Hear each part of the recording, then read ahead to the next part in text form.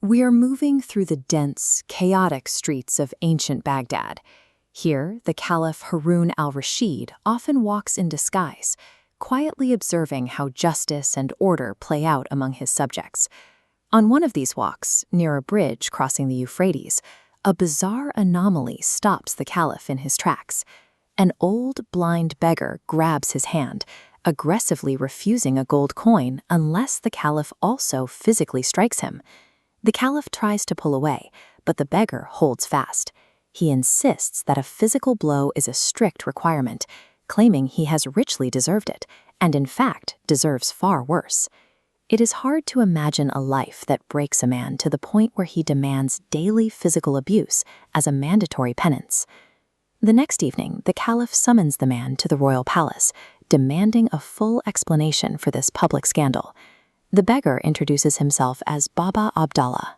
Bowing low before the throne, he promises to reveal the exact, unvarnished truth behind his bizarre vow. To understand how a man arrives at this level of self-loathing, we have to look back. Years before he was a beggar, Baba Abdallah was the primary architect of his own total ruin. Years earlier, Abdallah was a wealthy, ambitious orphan. By working day and night, he successfully grew his modest inheritance into a massive, profitable fleet of 80 camels. While resting his herd in a remote stretch of desert, he strikes up a conversation with a wandering, ascetic dervish. Over a shared meal, the dervish casually mentions that a valley hidden just a short walk away is overflowing with unimaginable treasure. This diagram illustrates the terms the dervish sets for access. They will load all 80 camels to their absolute maximum limit and split the haul equally, 40 each. The dervish burns some perfume, murmurs a spell, and the rock face splits open to reveal a shining palace. Upon seeing the gold, Abdallah completely abandons his composure, frantically shoveling piles of coins into his sacks. Despite readily agreeing to a fair deal, exposure to sudden, limitless wealth immediately short-circuits Abdallah's reason. The hoarding instinct takes over. Once the camels are loaded, the rationalizations begin.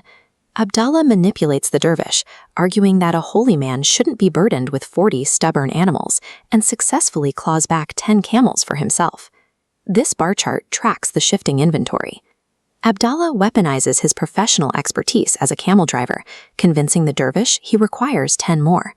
As the balance violently shifts, Abdallah's desire outpaces reason. He pleads until he secures the final 20. The dervish peacefully yields the entire fortune, but as he hands over the reins, he issues a strict warning. Hoarded riches have wings, and they tend to fly away. Abdallah ignores the warning completely. His mind is now entirely consumed by the pure thrill of acquisition. Avarice operates as a slippery slope. Once the boundary of fairness is breached, the brain's desire for more becomes a bottomless, irrational void. Even with 80 loaded camels, Abdallah's eyes dart around for something else to take. He fixates on a tiny wooden box of magical ointment that the dervish held back.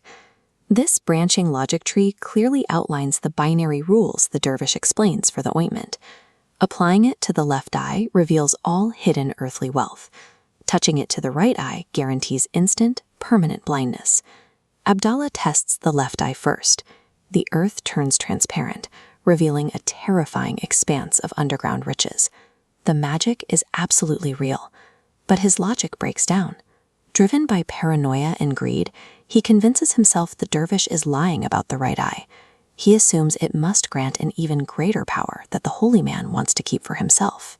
Ignoring every plea, Abdallah forces the dervish to anoint his right eye. The moment the ointment touches his skin, heavy clouds descend, plunging him into permanent, irreversible darkness. The final stage of unchecked greed is pure delusion. It convinces the victim that all warnings are lies, and that every boundary is just an obstacle blocking a greater profit. Standing before the Caliph, the logic behind Abdallah's request finally becomes clear. The daily physical blow he demands on the street is a desperate anchor, a sensory reminder of the day his own staggering foolishness cost him everything. Before abandoning him in the desert, the dervish delivered a devastating final diagnosis. The blindness of his heart directly caused the blindness of his body. Recognizing the completeness of his ruin, Caliph Harun al-Rashid shows mercy. He grants the broken man a daily allowance to prevent him from starving. The story of Baba Abdallah warns that unchecked ambition replaces sight with a hunger for more. It blinds the seeker to what they possess,